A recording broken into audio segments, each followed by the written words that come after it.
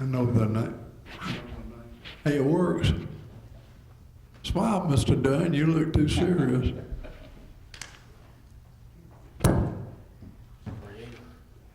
Everybody looks dead up here.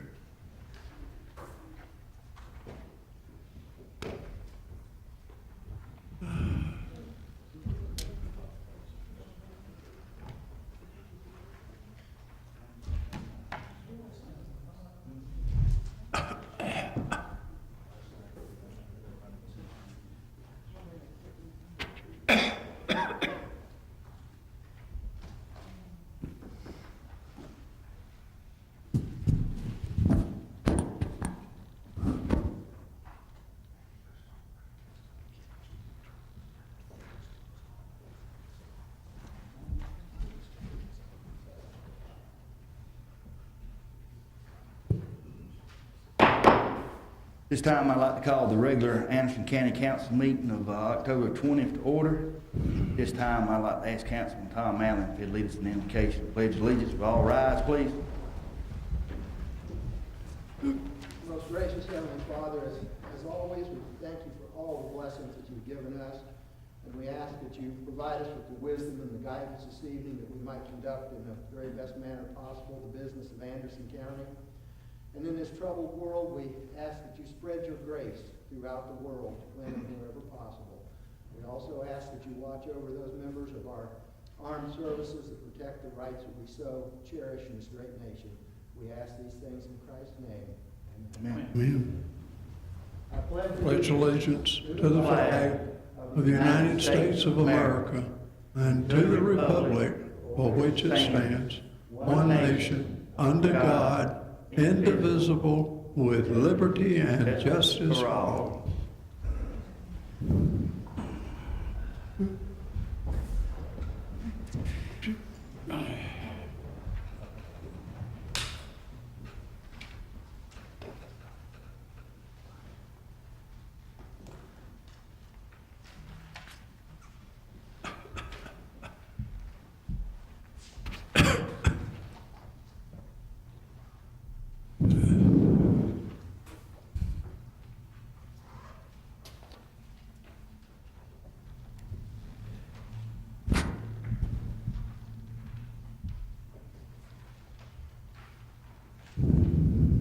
At this time, any changes or corrections to the October 6th regular council meeting minutes?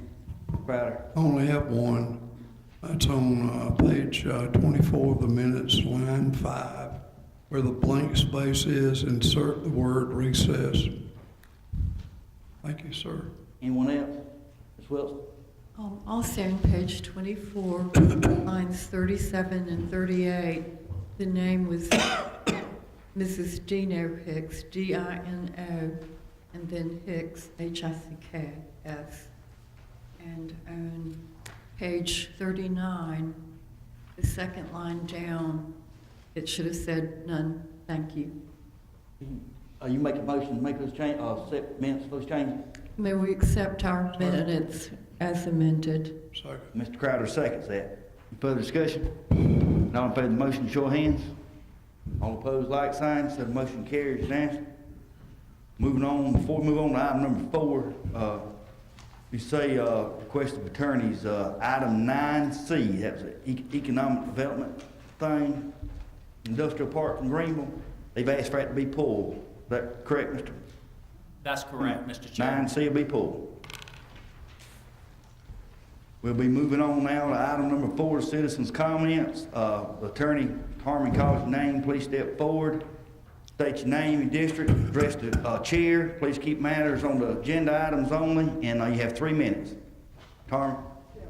Mr. Chairman, first person signed up is Frank Kellum.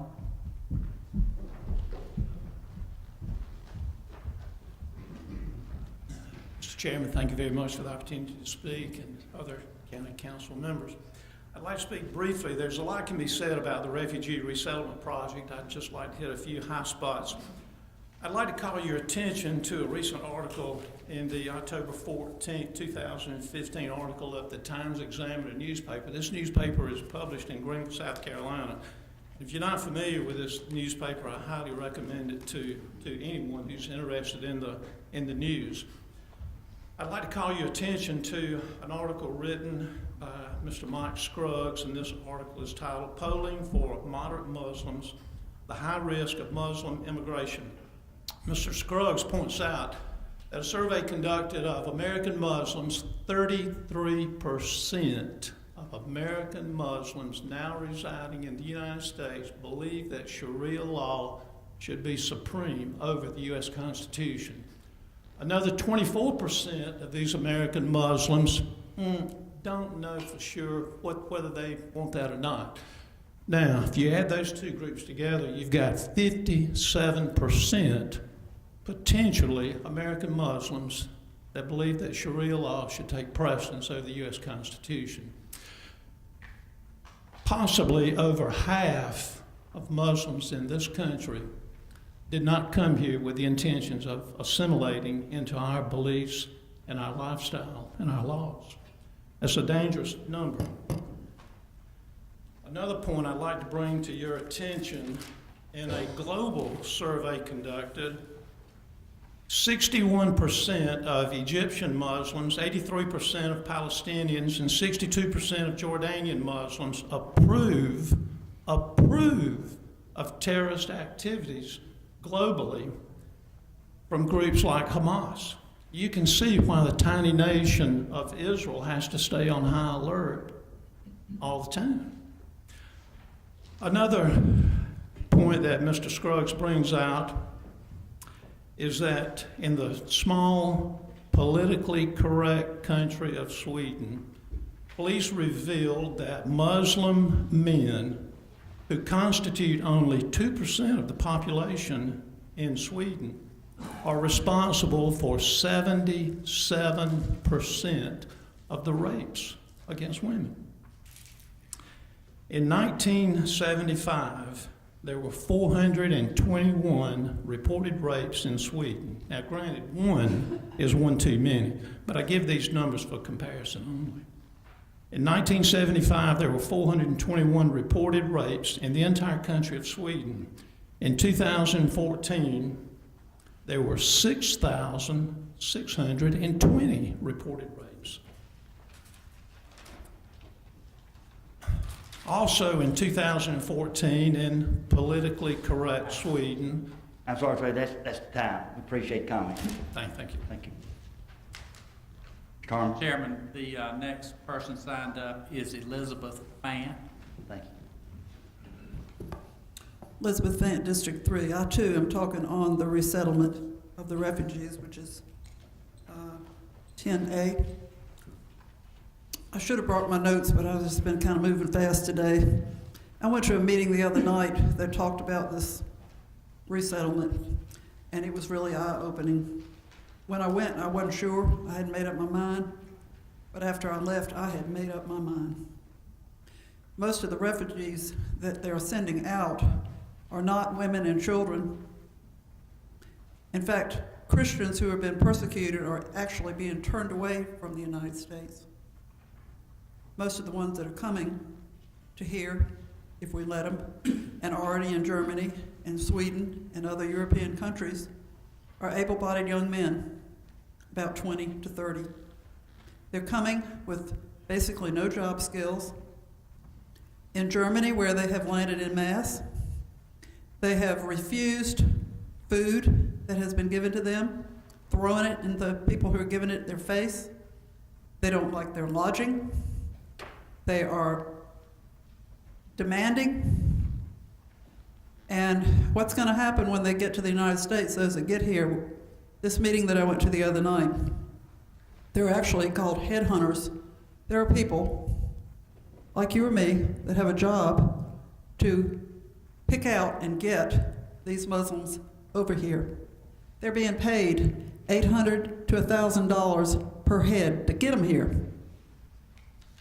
Once they get here, they get a Social Security number, they get Medicaid, they get a place to live, they get food, and they're not physically, medically vetted until a lot of them until they've been here for 8 months.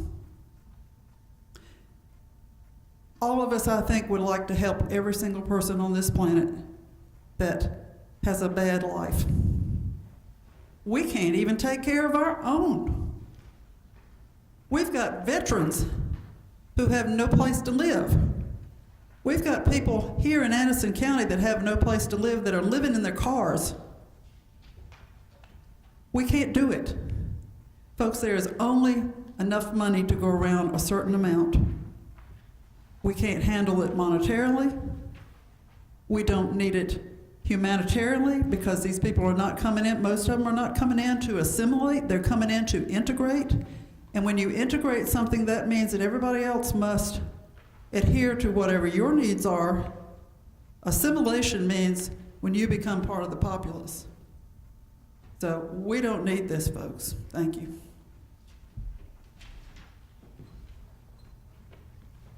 That's all, Mr. Chairman. Thank you, Mr. Harmon. Moving on to item number 5, report from the T. Ed Garrison Arena, Charles Williams.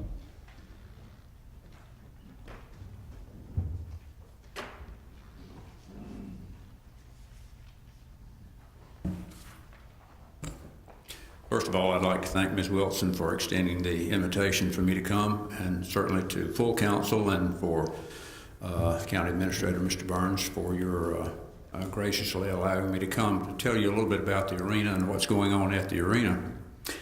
As I came down the road, I was trying to collect my thoughts on what I wanted to say, and I reflected back to a group that I had at the arena this summer, a statewide group that came for a tour and a presentation.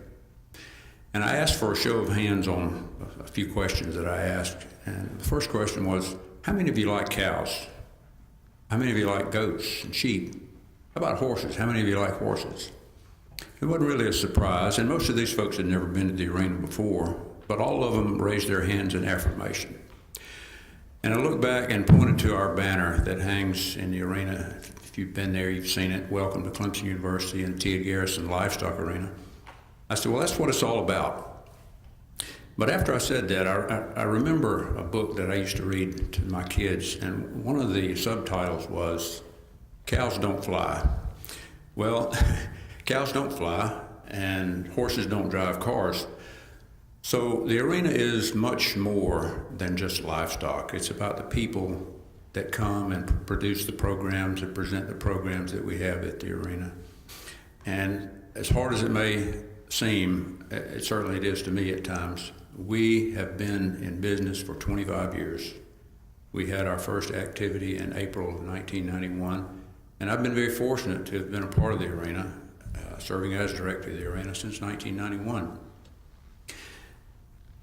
The arena in 1991 is just a small shell of what it is today. We've had to expand multiple times over the years to meet the demands for our client base and our potential client base.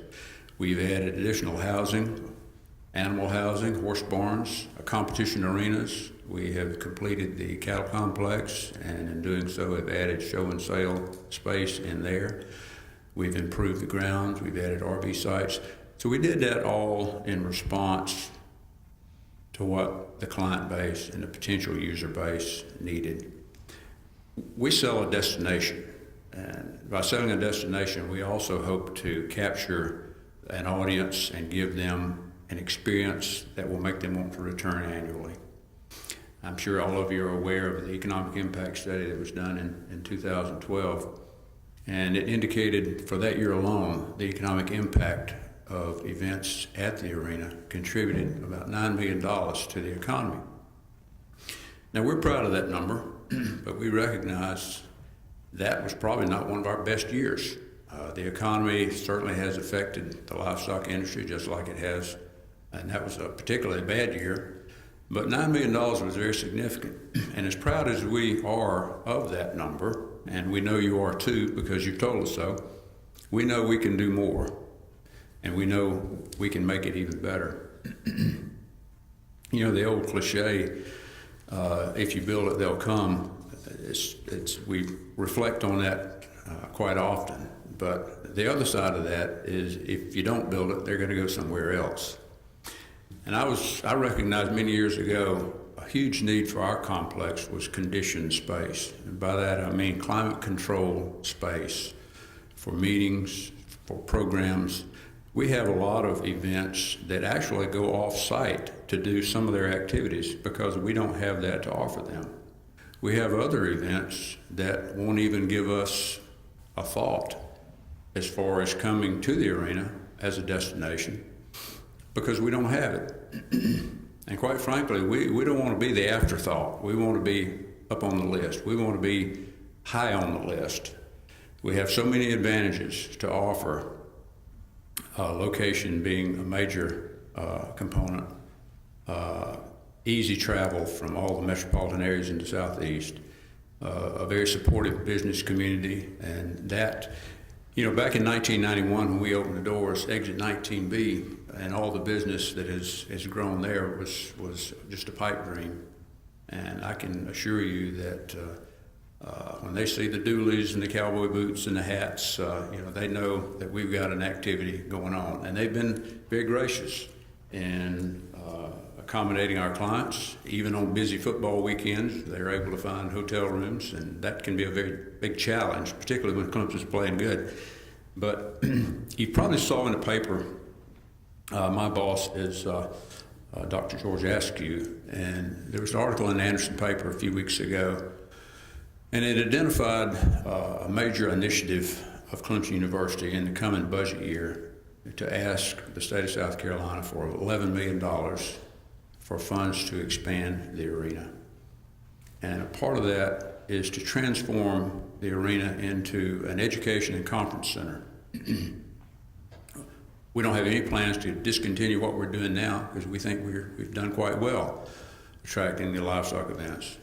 But recognizing the need for exhibition space, for meeting and conference center, for facilities that will enable us to attract portions of the equine industry that we haven't been very good at. We need more competition arenas. So the thrust of our request in the coming year will be a 30,000 square foot meeting and conference center and exhibition space, an additional 45,000 square foot open air arena as a competition arena, and its adjacent schooling areas with all-weather surfaces. And also we want to tidy things up a little bit. We want to provide some paved parking to really complement the new buildings and the new structures that we plan on building. So we're very proud of what we've been able to accomplish. We recognize with the competition in the industry now, we're going to have to do more to be more successful. I remember John Kelly. Ms. Wilson, you may remember John. John was my boss who left, I guess, the year before last. He's a university president down in Florida. But he called a group of us in about 10 years ago, and he said, you're going to have to be totally self-supporting. You're not going to get state funds. You're going to have to generate all of your operating expenses through the revenue of the events that you host. And of course, we all breathed a huge collective sigh at that point. So it was a challenge. And very fortunately, it was a challenge that we were able to meet. We get no state funds for operating. But each year is a standalone year. We're only as good as what we've done currently. So it is a very competitive industry. And I can't thank council enough. You've supported us through accommodations tax funds for many years now, and we utilize those funds to do regional and national advertising for the events that we host. And these advertisements are targeted to their audience, their exhibitors. And that's a perk. And they recognize it as a perk. It allows us to continue to host some of these large events. So we appreciate your support there. We appreciate your support in your attendance. I know Mr. Allen has been there many times for events, as has Ms. Wilson and Mr. Burns. And your word of mouth support means a lot, and we can't thank you enough. But again, thanks for the opportunity. Thank you, Mr. Williams. Appreciate what all y'all do at the arena. Been a big asset for Anderson County. Mr. Allen, you have anything? So I know it's Mr. Allen's district. If you have anything you wanted to comment, so. Yeah, just very quickly, I thank you, Charles, very much for those comments. And this really is a gem sitting out there in the county. And I know they've been working diligently, and a lot of us have, trying to get a few more dollars in out there to expand that. And it looks like, well, things are looking a little bit brighter than they were maybe 10 years ago. So I wish you the very best, and we'll do whatever we can to help. And thank you, Charles, for the great job you do. Well, Thank you, and thank you, Charles. That's an incredible boost to this county's economy every year. The year the impact study was done was the trough of the worst recession of our lifetime. So for you to be in the black during that time is amazing. The other thing, we'd be remiss if we failed to mention the Clemson Experimental Forest that's there also. They work with the Arena Complex and several organizations. If you want to go up there on a Sunday afternoon to go for an hour hike, you can go look at the map, and whatever color that trail is, you can go for an hour walking. It'll bring you right back to the trailhead. Many Sundays you can go by there, and there are maybe 50 to 100 horse trailers out there, people going out pleasure riding, or people pulling up to go mountain biking or walking. We're very, very blessed to have Clemson in our backyard in Anderson County. It's a great lure for a lot of activity and positive recognition. Thank you. thank you. You want to add? Yeah, Mr. Chair, I just want to say all those 150 horse trailers, they're just there to use the outhouse. Again, we appreciate y'all, what all y'all do. We're moving on now to item 6, discussion of District 2 concerns. Ms. Floyd.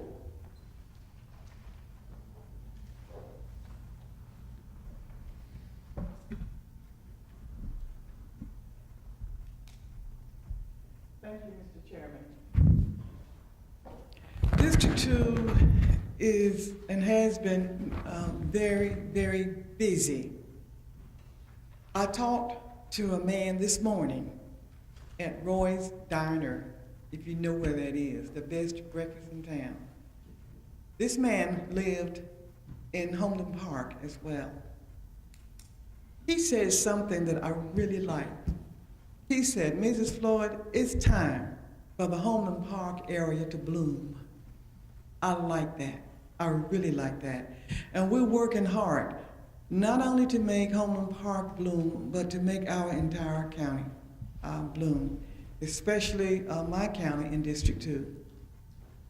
I want to tell you some things that are going on, and I would like very, very much for you to listen to me and see how you can fit into helping us grow the flowers, in especially Homeland Park. First of all, I want to start off with Broadway Water. When I first started council 16 years ago, Broadway Water was just there. But I hope that you have seen it lately. I always said that it was a diamond in the rough, and we have been polishing it now for 16 years, and it's shining brightly. We are preparing to do a park out there. Do you know the area called Haney Park? It's the one where there are people in the water swimming. Children, elderly people, young people, everybody is having a good time swimming in the park. Haney Park on Broadway Lake, right under the sign that says no swimming. And right around the police officer who's standing there talking to them. I said that we can do better than this. Do you realize, have you ever thought of the fact that we do not have one swimming pool in this town that our kids can get in to swim? If it's not private, they can swim in the lakes. We have 2 that they usually swim in around here. Is the Wright Park and the Haney Park. That's sad. So in District 2, we are trying to prepare Broadway Lake and Haney Park for swimming. The people can come out there and enjoy themselves and bring the children. I saw one lady with her baby in there, which brought back old memories because in 1972, we still didn't have any swimming pool. And when my older son was born, we took him out to the Wright Park and put him in the water and teaching him how to swim when he was about 2. And he would swim around there. It would have been nice if we had a pool, but we didn't. So if you can see where you can work yourself into this to help us out there, I'd appreciate it. We are waiting on our architects. It seems like they've had the plans for years. And we're still not ready, but I have set a target date of June the 3rd, 2016, to, you don't throw out the first ball. I'll figure something to throw out in the water to get it started, to open it up. District 2 in Homeland Park is planning a festival Saturday, and we're gonna have a good time. We're putting a lot of things out there that the children can enjoy. I've got big trucks coming. Have you ever wanted to sit up in one of those 18-wheelers with the bed in the back? Have you ever had a chance to do it? I haven't either. And that's something I've always wanted to do, so I thought the kids would enjoy that.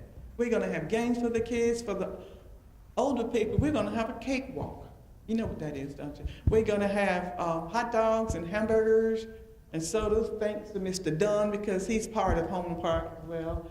And for District 2, and don't say a word, we're gonna have fish and grits. And don't tell me you never heard of fish and grits. Okay, I'm from the low country, and you eat a lot of fish and shrimp. You never put shrimp with fish. With grits, it's always grits and fish. That's what we're gonna have. You don't like it? Well, they outvoted me. So we're gonna have fish and French fries. I'm bringing my own grits, okay? We'd like for you to come down there on Saturday. If you have something you can share with us, or you can share with the people, please bring it along. We will fix up a table for you, okay? Also, one of my little projects I want to get started is, are you ready for this one? I want, in District 2, a golf program for our children. Golf. Do you know how many golf courses that are being closed right in our area, and we're supposed to be one of the best golfing places in the state? They're closing them up fast. So why can't we have our children out there? They play football, they play soccer, they play tennis, they play baseball and everything else that they play. Why not play golf on a golf course? We have so many now that's closing. So that's one of the things I like to get started in District 2 for our children, all of our children. We are busy, but we can't do it by ourselves. The slogan we've chosen for Homeland Park is, together we will. It doesn't have an ending because together we will spruce up our neighborhood, we will take care of our children, we will have things for our seniors to do, things for our adults to do. Together we will. So please come out and join me. I met a young guy today who just moved to Anderson. He's been here 6 months. And he's not married. He doesn't have a girlfriend. But I promised him that if he would come out there, we'd find him one, okay? So you young ladies, if you're not doing anything, if you're not emotionally attached, come on out there and help me out, okay? Mr. Chairman, I thank you. Thank you, Ms. Floyd. Moving on to item number 7, third reading, 7A will be first, 2015-026, ordinance amending section 2-351, membership terms of the Anderson County Code as to provide for term limits, for terms of service at the pleasure of council, and to provide that combination tax advisory committee membership shall meet the requirements of South Carolina Code section 6-4-25. Again, this is third reading. Put that in form of motion. Second. Second, Mr. Allen. Any discussion? All in favor of the motion, show hands. All opposed, like sign. So the motion carries unanimously. Moving on to item number 7B, 2015-2A, ordinance amending section 2-606 of the Anderson County Code as to allow for electronic internet bidding for the sale, transfer, and disposal of surplus county personal property. Tom Allen. Again, it's third reading. Mr. Allen? I don't really have anything to add to it at this time. We've already discussed this a couple of times, and it's something we felt would certainly put us into the 21st century by allowing electronic bidding. So Put that in form of motion. I'll put that in the form of a motion. Have a second. Second, Mr. Waters. I make a amendment to the motion. I think all y'all got it. Should have a copy of this. It's your desk. We talked about this at the last council meeting, and all it's just added is one sentence. Any of these options may be utilized for disposal of obsolete or surplus equipment. Mr. Chairman, there was also a slight change. The line above it, instead of in lieu of, it says in addition to. Okay, that is highlighted. I'm sorry. That's part of what.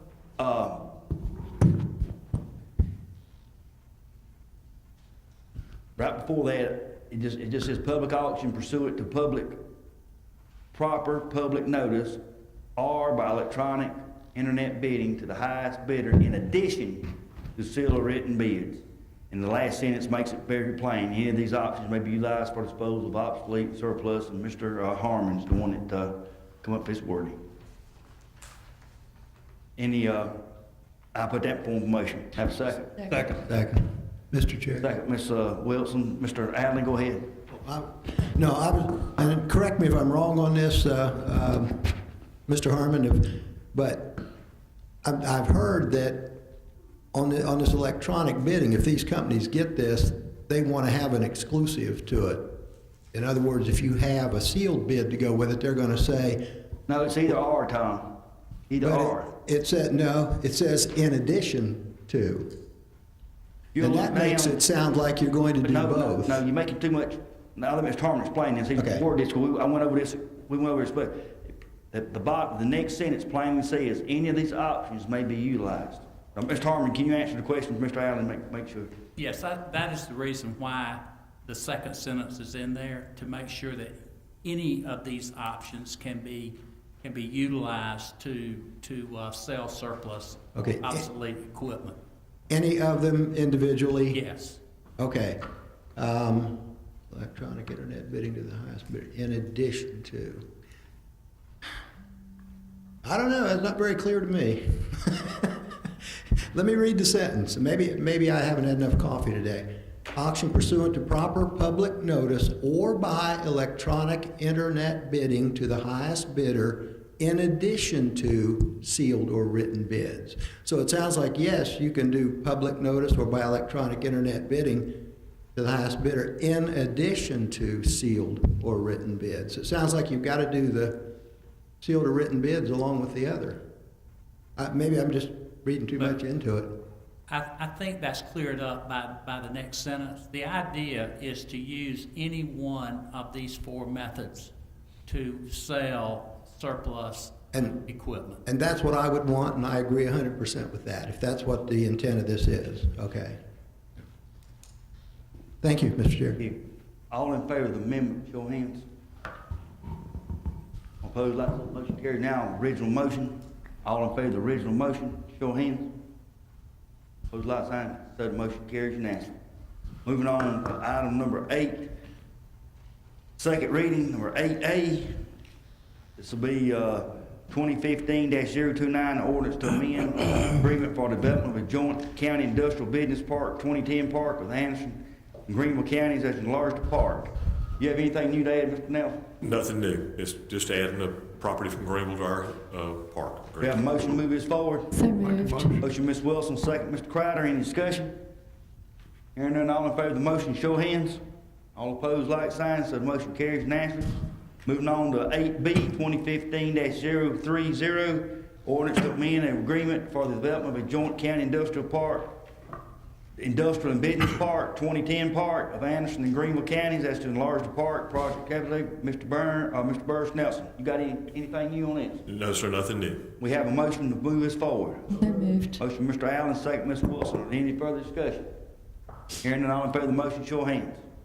All opposed, like sign, so the motion carries unanimously. Moving on to 8C, 2015-031, ordinance authorizing infrastructure financing agreement on behalf of Project Libby. The company, the expansion of the boundaries of the Joint County Industrial and Business Park jointly developed with Greenville County, South Carolina to include certain real properties located in Anderson County, South Carolina. Nelson, anything new you'd like to explain on this? No, sir, just 25 excellent jobs with average salary of $22.53 an hour, annual payroll of $1.1 million. Thank you. Miss Floyd, 25. We have a motion. Motion. Motion, Mr. Crowder, second by Mr. Waters. Now, any further discussion? All in favor of the motion, show of hands. So the motion carries unanimously. Moving on to number 9. Moving on, item number 9, ordinance is first reading, number 9A, 2015, the ordinance to amend the agreement for the development of a joint county. Yeah, 8D. If y'all insist.